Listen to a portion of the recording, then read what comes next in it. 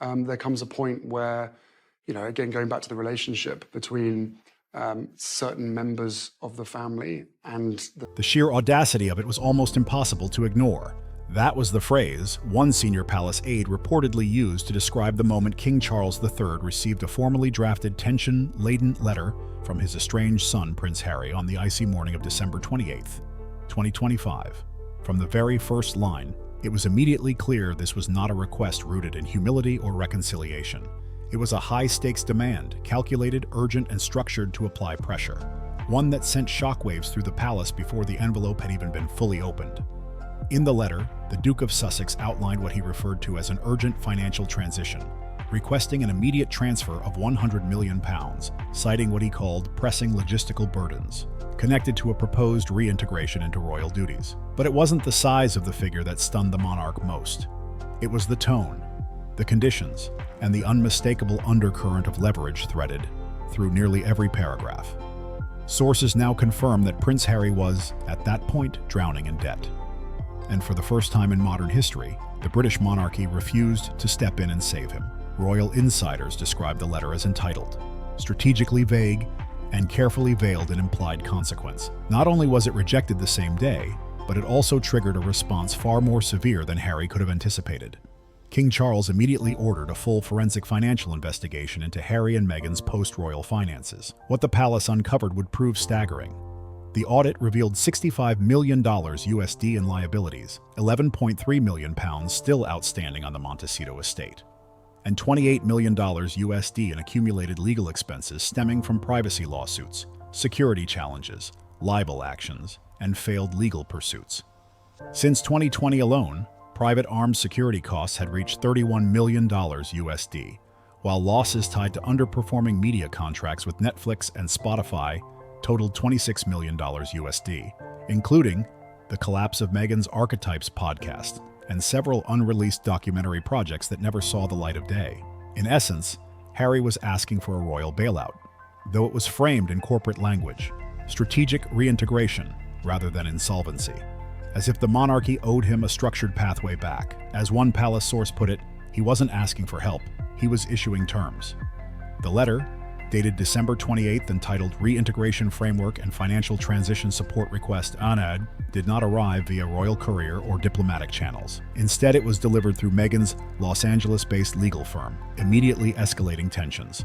Marked time-sensitive, the document demanded that the £100 million be transferred within 15 working days into 3 separate entities: a Delaware-registered LLC, a Cayman Islands trustee service, and a Beverly Hills real estate escrow handler. Notably, no funds were requested to be deposited directly into personal or Archewell accounts. The letter avoided any explicit mention of debt, default, or financial collapse. Instead, it cloaked the request in abstract justifications under essential reintegration infrastructure. These included school transitions for Archie and Lilibet estimated at £950,000, relocation consultancy and housing transition fees totaling £2.3 million, private health insurance upgrades allegedly required for UK compliance costing £480,000, residential staff onboarding and security clearance expenses of £480,000, and an undisclosed sum allocated toward brand equity re-establishment. One former royal aide described the document as equal parts emotional ransom and corporate invoice. Harry was not pleading. He was demanding, and sources say King Charles's response was swift and explosive. A palace messenger returned the letter the same day, unopened beyond its first page, accompanied by a brief handwritten note. This family does not respond to conditions issued by those with nothing left to negotiate. According to multiple insiders, Charles had previously kept the door open for a quiet, modest return. No press, no conditions, no bargaining. But Harry's transactional approach shattered that possibility entirely. He didn't come back seeking reconciliation, one longtime aide confirmed. He came back to bargain. That was the breaking point. Immediately, Sir Michael Stevens, keeper of the Privy Purse, was ordered to conduct a comprehensive audit. "I want every penny traced," Charles reportedly instructed, "down to the last shilling."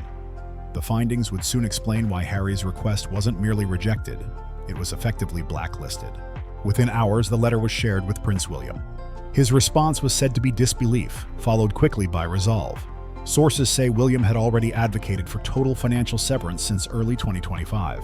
particularly after Sussex-aligned figures leaked private communications amid ongoing tensions. Princess Anne, known for her emotional distance but razor-sharp operational instincts, reportedly stated bluntly that Harry's proposal amounted to extortion expressed in royal language, adding, "Debt is not our inheritance to pay." Queen Camilla surprisingly urged restraint. She reportedly warned against allowing financial humiliation to evolve into a generational feud and encouraged consideration for the children. But her caution was drowned out by mounting palace fury. The timing of Harry's letter aligned with escalating warning signs from California. By mid-December 2025, multiple former Archewell staff members had contacted Los Angeles law firms over unpaid wages. At least 5 private contractors, including a former head of security and 2 personal chefs, had filed civil claims. Credit card companies initiated asset seizure proceedings through LA courts. Observers also noted that Meghan's December 20th podcast appearance showed visible distress. Constant fidgeting, a quivering voice, extended pauses that felt uncharacteristic. Sources claim she had received a creditor threat letter just hours before recording. By the morning of December 29th, the King's directive was absolute. A full financial audit of Prince Harry and Meghan Markle's post-royal expenditures would proceed immediately under Sir Michael Stevens' authority. It became one of the most aggressive internal investigations in modern royal history. Over the following 72 hours, the audit uncovered a far darker reality. Presented privately on January 2nd, 2026, the findings were devastating. Total liabilities exceeded £150 million, far beyond the £100 million Harry had referenced. The investigation revealed not isolated overspending, but a persistent pattern of mismanagement, obfuscation, and entitlement. "This isn't just insolvency," Sir Michael reportedly stated. "It's misdirection stitched together with desperation." The Montecito mansion, purchased in 2020 for $14.65 million USD, had become a financial trap. The property carried a low-equity private mortgage issued through a California hedge fund, with over £11.3 million still outstanding. Interest had ballooned to 7.2%, while annual property taxes exceeded £210,000 and estate upkeep consumed another £800,000 yearly. Any sale would trigger acceleration clauses demanding full repayment within 90 days. Harry had initiated over 15 lawsuits since 2020. Legal costs alone reached £22 million, with more than £9 million lost outright. Security spending exceeded £31 million, sustaining a near head-of-state operation on an influencer-level income. Contractors remained unpaid for months. Netflix delivered under £30 million of its widely reported $100 million deal. Spotify's archetypes collapsed after 12 episodes. Combined streaming losses topped £21 million, with additional advances owed. The audit also revealed unpaid Archewell salaries totaling £360,000, £88,000 owed to nannies, £42,000 to bodyguards, and £3.8 million spent on luxury lifestyle purchases. Over 18 staff members had attempted legal recovery since August 2025. By January 3, 2026, at precisely 8 p.m., 4 unmarked black Range Rovers quietly entered the side gate of St. James's Palace. No press, no summons. Only 4 names appeared on the internal schedule: King Charles III, Prince William, Princess Anne, and Sir Michael Stevens. They convened in the Oak Room, a chamber reserved for matters of state survival. This was not diplomacy. This was containment. "This is no longer a family issue," Sir Michael reportedly began, sliding a thick black dossier across the table. "This is a fiscal contagion." The document, the Sussex Financial Liability Assessment, spanned 174 pages. Yet the true spark of the crisis wasn't the numbers. It was one line. "The effectiveness of this reintegration will depend on timely financial accommodations being secured." Charles read it again. "He speaks like a contractor," the King reportedly murmured, "not a son." And with that, the final tolerance evaporated. Sir Michael was given a single nod. Unpaid vendors had begun threatening to expose private correspondence and sensitive operational details tied to the royal household. Legal advisors warned that if the Crown refused to cover Harry's mounting debts, the narrative could easily be reframed as cruelty or abandonment. Worse still, some creditors hinted they might imply palace complicity in financial arrangements made during Harry's transition period. But the moment that truly froze the room came when Sir Michael Stevens addressed the structure of Harry's demand itself. Harry had not requested the £100 million be transferred into a single traceable account under his name. Instead, he had specified 3 entirely separate entities, none directly linked to him personally, a Delaware-based LLC, a Cayman Islands trustee service, and a Beverly Hills real estate escrow handler. That detail, Stevens explained, suggested something far more serious than desperation. It pointed to either deliberate liability shielding or a calculated attempt to evade personal, financial responsibility altogether. The room fell silent. Prince William, who had remained quiet throughout the presentation, arms folded, eyes fixed on each spreadsheet and forensic note, finally leaned forward. When he spoke, it was with the controlled authority of someone no longer debating family sentiment, but safeguarding an institution. "Let's be absolutely clear," William said, his voice low and precise.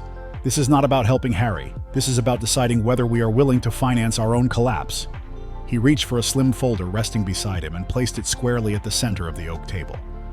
It was a legal opinion prepared by Duchy Counsel, titled Termination of Financial Contingency Protocols for Former Working Royals. The document had been drafted the very night Harry's letter arrived, a shield prepared in advance. "I control the revenue streams that once supported him," William continued, "and I will not authorize a single pound to subsidize a lifestyle built entirely on grievance." He then began listing prior moments where compassion had been exploited. The Oprah interview in March 2021 aired days after a private reconciliation dinner. The Netflix series in 2022, released shortly after Charles extended a Christmas olive branch. The memoir Spare in 2023, published despite assurances of restraint. "Every time we offer grace," William said, his voice hardening, "it becomes monetized. Every private moment becomes content." Then he delivered the line that reportedly ended all remaining debate. "He hasn't just burned the bridges," William said quietly. "He's built toll booths on them." Princess Anne followed without hesitation. Her tone was clinical, unsentimental, almost surgical. "He is not requesting aid," she said. "He is setting terms." She flipped to the security expenditure section of the dossier, tapping a figure circled in red. £6 million per year on private security, she noted, in one of the safest residential areas in America, all justified by fear. She looked up, eyes sharp.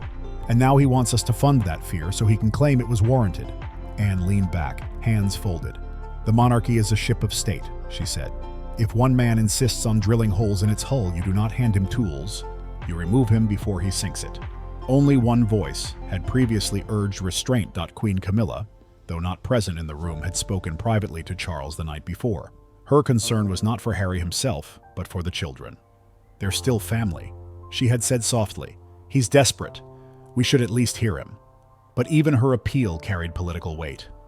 Some aides believe Camilla understood that Harry's unpredictability, while disruptive, also served as a counterbalance to William's growing institutional authority. Disorder, in that sense, could be strategically useful. By midnight, Charles was unmoved. The verdict was unanimous. No bailout, no conditional return, no further negotiations. What followed would later be referred to internally as cutting the wind. There were no announcements, no press statements, no ceremonial rebukes. The Crown did what it has always done when facing internal rot. It closed the gates, silently, methodically, absolutely. On January 4th, 2026, the internal document known as the St. James Protocol was formally approved, drafted under Sir Michael Stevens' supervision, signed by King Charles III and Prince William, and witnessed by Princess Anne. It was a three-clause measure designed to sever every remaining financial tether between Harry and the Crown. No emotion, no theatrics, only institutional precision. Clause 1 revoked all financial support, direct or indirect, to the Duke of Sussex or any proxy acting on his behalf. All shared trusts were closed. Minor legacy funds quietly maintained since Diana's death were dissolved. Preferred lender status was rescinded. Security and housing reimbursements terminated. Harry is no longer a protected royal, one aide summarized. He is a private citizen. Clause 2 rippled outward. Formal letters were dispatched to Barclays, Private Bank, JP Morgan Chase, Bank of America, Wealth Management, and several international lenders. Each letter stated clearly, the Crown provides no guarantees for the Duke of Sussex. Overnight, lenders reassessed. Creditworthiness was downgraded. Mortgage clauses activated. He was wealthy because he was royal, one analyst observed. Now he's just a man with a famous surname and overdue bills. Clause 3 was the quietest and the most final. All internal palace communications regarding Harry's finances were blocked. Emails and letters were automatically redirected to external legal counsel. Personal appeals would no longer reach Charles, William, or any royal household. He didn't just lose the money, one aide said. He lost the privilege of asking. In California, January 5th began like any other morning. By 9:22 a.m. PST, Harry's business manager contacted a senior account officer in London. The response was brief. "We no longer have a working relationship under royal terms." By 11:03 a.m., an assistant attempted to confirm a mortgage extension. The reply, "Your file is under review due to updated guarantor status." At 2:17 p.m., Harry dialed a familiar number at Clarence House, a connection from boyhood. One ring, then silence. Minutes later, an email arrived from external counsel. "All inquiries must be submitted formally. Further outreach will not be acknowledged." That evening, the final notice arrived. Subject line, "Denial of financial support and request for reimbursement." The palace formally rejected the £100 million request and attached an invoice for £3.6 million covering unpaid Frogmore Cottage renovations, unreimbursed security costs, and Archewell-adjacent staff deployments. Harry reportedly read the notice without speaking. Then he walked onto the Montecito terrace and sat motionless for over an hour. By January 6th, the silence inside the Sussex household was heavier than any press release. No statements, no posts, no podcasts, only avoidance, and the sense that something irreversible had happened. And while the palace gates were now sealed, what unfolded next would prove far more volatile. Because cutting off the money didn't end the crisis. It changed its shape. That failure, William explained, was no longer just personal. It had become exploitable. In his view, desperation created vulnerability, and vulnerability invited manipulation. Whether intentional or not, Harry's financial collapse could be leveraged by outside forces seeking access, influence, or quiet leverage over the institution itself. At that point, truth stopped being the central issue. Precedent was. One sentence from William reportedly sent a murmur across the table. "Every act of kindness becomes a chapter in the next memoir." It wasn't said with anger. It was said with certainty. His final directive was brief, calculated, and chilling in its clarity. No money, no access, no platform. If King Charles was emotionally wounded, Prince William was methodical. And Princess Anne, as always, was ice. On January 9th, she delivered a private memorandum to the king, later circulated discreetly among senior palace staff. It contained a single paragraph that crystallized the institutional position. The monarchy does not operate on emotion. We are not in the business of sentimental investments. Harry does not return with humility, but with invoices. This is not repentance. It is negotiation disguised as nostalgia. I will not fund treason by another name. Anne followed words with action. She quietly instructed all charities, military organizations, and patronages under her influence to suspend any Sussex involvement immediately. No endorsements, no appearances, no exceptions. For the moment, the British public remained unaware of the full scope of the £150 million crisis. But whispers began to spread. Carefully leaked fragments reached trusted royal correspondents and financial editors. Offshore account references, debt spirals, frozen security arrangements, abandoned projects once backed by prestige rather than profit. News panels speculated. Online royal watchers dissected every public photo of Meghan for signs of strain. Silence from Montecito became the loudest signal of all. Still, the complete truth remained just beneath the surface until 6:01 a.m. on January 11th, 2026. That was the moment the story broke. Not on social media, not in a tabloid splash, but in the sober, restrained pages of the Times of London. The headline was restrained and devastating. Palace rebukes, £100. Million request from Duke of Sussex following financial audit. The article, authored by a veteran royal correspondent, confirmed what had only circulated in whispers. Prince Harry had formally requested financial support from King Charles III, citing reintegration expenses tied to a return to royal duties. The request was denied within hours. Within minutes, BBC, Sky News, CNN, and Reuters amplified the report worldwide. Details followed quickly. The audit revealed catastrophic liabilities, £11.3 million remaining on the Montecito mortgage, £31 million in property-related obligations, £22 million in private security expenses, £26 million in legal fees, £3.6 million in unpaid royal reimbursements, £3.8 million in streaming-related losses. Total exposure, £150 million with no viable repayment plan. Financial analysts focused on one alarming detail. Harry's letter instructed that funds be wired to 3 unrelated entities not held in his name. Legal experts immediately raised concerns about potential liability shielding or debt laundering. Conservative outlets accused him of attempting to ransom his return. Liberal publications, though more measured, could not ignore the scale of the figures. Public sentiment shifted sharply. Polls released within 24 hours showed 68% of UK respondents supported the palace's refusal. 54% viewed Harry as a liability rather than a victim. Only 22% believed he and Meghan should ever resume royal duties. One interviewee told ITV, "He had the world and threw it away. Now he wants to be paid to pick it back up." Even veterans connected to the Invictus Games expressed disappointment. What was once framed as principled rebellion now looked like monetized retreat. As the fallout intensified, Meghan canceled a January 12th podcast appearance, citing unforeseen personal matters. Behind the scenes, sources confirmed she had dismissed her longtime PR consultant, hired a crisis management firm, drafted legal responses, and quietly explored relocating the family to South Africa or Portugal to reset the narrative. But optics could not be undone. As one commentator put it, she had moved from the TIG to the invoice. On the night of January 11th, Harry sent one final message. Not through lawyers, not through press. Through a private back channel once reserved for family emergencies. "I will return quietly with my family. No cameras, no interviews. Just a clean start, please, I need help." The message was forwarded to Prince William, who was in a late-night briefing.